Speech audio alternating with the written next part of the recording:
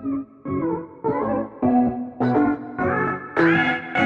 hello my lovely readers, and this is coming out this week because I really felt that I should just finish the story this week and then give you guys another one next week. So yeah. Alright, let's get into it.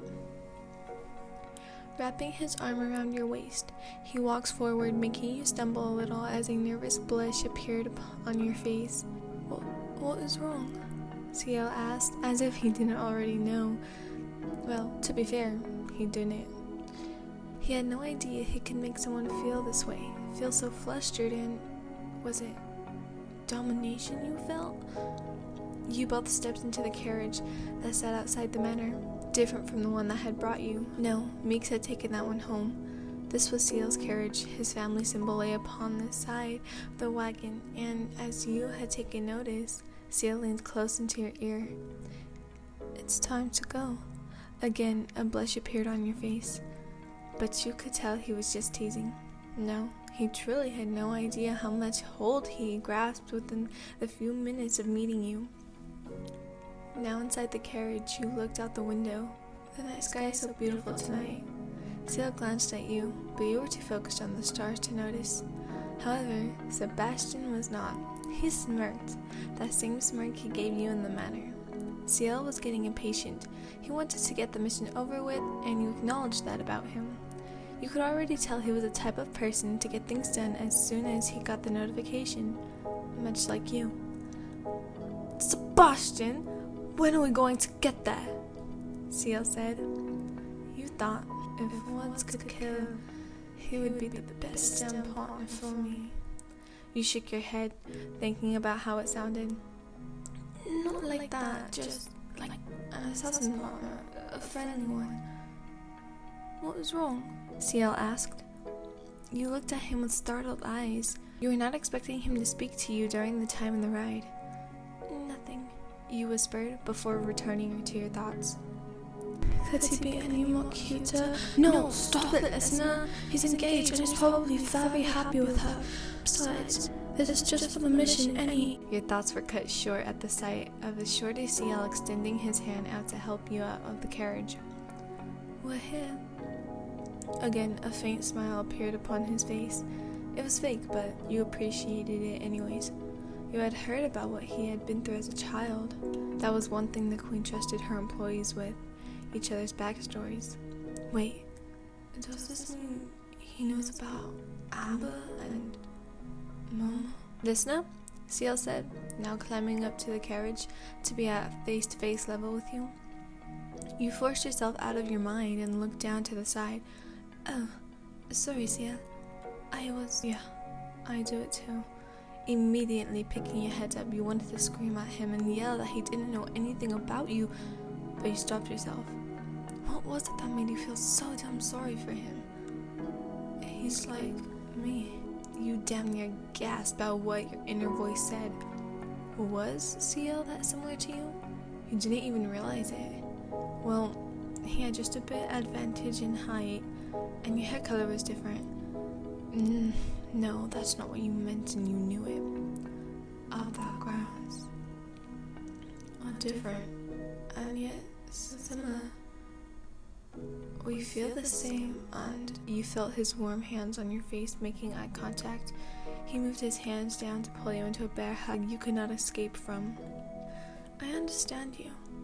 When people ask if you are okay, you say you're fine, and from a distance you seem fine, but you want to feel that way so badly. You have convinced yourself that you are okay, and you're not, though you know this all too well, and yet still choose to ignore that fact, when all you really need is closure. Damn, he got you good. Hugging him back, you cry into his chest, but quickly recover for the sake of the mission he was sent on. Well, we should not keep the Queen's special guests waiting. You are obviously referring to the people targeting the Queen. Yes, I know this all too well, Ciel said, once again stepping out of the carriage and extending his hand, this time to be accepted by you. He lifted you out of the carriage.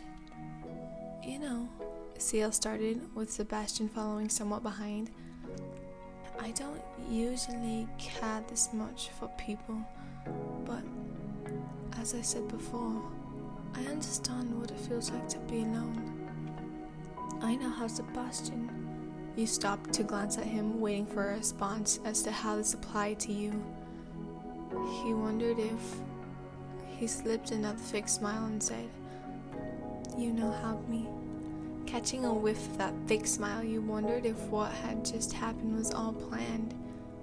If I could really turn to him in the time of need, why is he still slipping me these fakes? You continued towards the gala doors, finally stepping into the gala. You took in the scenery, Ciel as well, that is, until someone caught his eye. Was that Lizzie? What in the hell is Elizabeth doing here? Ciel thought to himself, glaring at Sebastian, who slid him a knowing grin. What are you grinning at? Nothing, master, Sebastian said, forcing his smile away. No matter. I just have to stay away from her. Ciel? Ciel turned his head in a panic. There was no doubt that voice does not belong to Lizzie.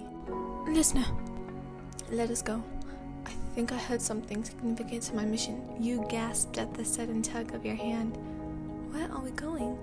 You asked Ciel, having a frustrated tone while a concerned look spread across your face. It's... He trailed off. It's what? You asked, inspecting every single feature at every single angle of him. She's here. He spoke in a soft whisper. What? Who? Silence took over the room. Something was off, though taking a closer look at Ciel, you noticed it was him. He no longer bared that cheeky smile, nor did he show a glint of fire in his eyes. No, all you saw was sadness, loneliness. You wanted to ask what happened in the ballroom and why you two were now in a small, dark, and very crowded closet. But for some reason, you knelt down beside him and without a word, gave him the biggest, tightest, and cutest hug. Before you let go, he wiped the tears once again from your eyes. Had you been crying this whole time? You didn't even notice the pool of water streaming down your cheeks until that very moment. Now realizing it, you felt for him, knew what he had been through, and honestly, you debated that you probably knew him better than he knew himself. Because I don't think he puts on that shell of a fake smile for people around him. I think he does it for himself. Without warning, your lips came crashing into his. What am I doing? Why can't I control my body? The kiss held for a while before he pulled away. The shock of embarrassment, pride, and a bit of lust consumed your face. I was drunk, but that was still no excuse to kiss him. Maybe I should say I was letting in for another hug, or maybe... Listner? His voice consumed you and your face flushed an even darker shade of red. Yes, yeah? You responded. Why did you... Listen, before you say anything, I just want you to know that I was going in for another hug. I wasn't trying to kiss you. I know that you're engaged, and even if I promise, I had no control over my body, and so, yeah. Another whiff of silence passed before Ciel said, I and Lizzie broke off the engagement a few months ago, but decided to keep quiet for fear of upsetting the Queen. So he just did not want to kiss me. You let out both a sigh of relief and a sigh of disappointment.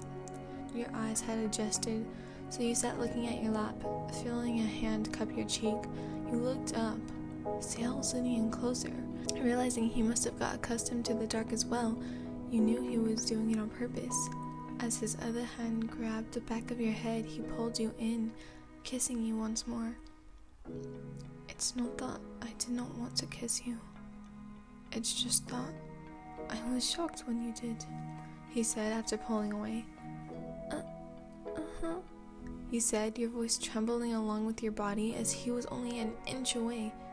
Wait, could you read minds? Leaning in to kiss you as the first and second had been of the other's will, he looked at you and you nodded for reassurance. This time, you both knew it was coming and you braced yourself for it. The kiss started off gentle, before you both broke it with the pant. Well, we better get on with the mission then, Ciel said in between each pant. You nodded as you both stood to leave the closet. Well, I hope you guys enjoyed that. I know I could be a bit of a... Okay, I barely started writing these and I barely started reading them, so please don't judge me.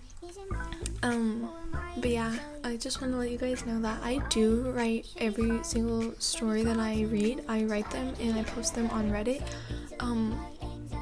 So I do not take anybody's work. This is completely of my own, and that's why you don't see me giving credit like a lot of other YouTubers, because I am the credit.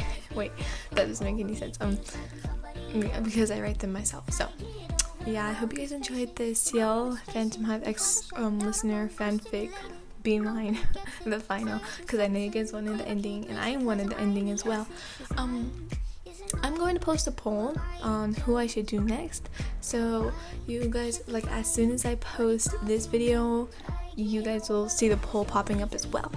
So please go share your thoughts. The poll will be between Karma Akabane, Sugawara, Koshi, or how you guys say it, Koshi Sugawara, and I do want to do a girl, so if you guys want to, check that out, go. I don't know who I'll be doing, but I do want to do a poll between Karma and Koshi, so if you guys would like to go vote, then yeah, go vote.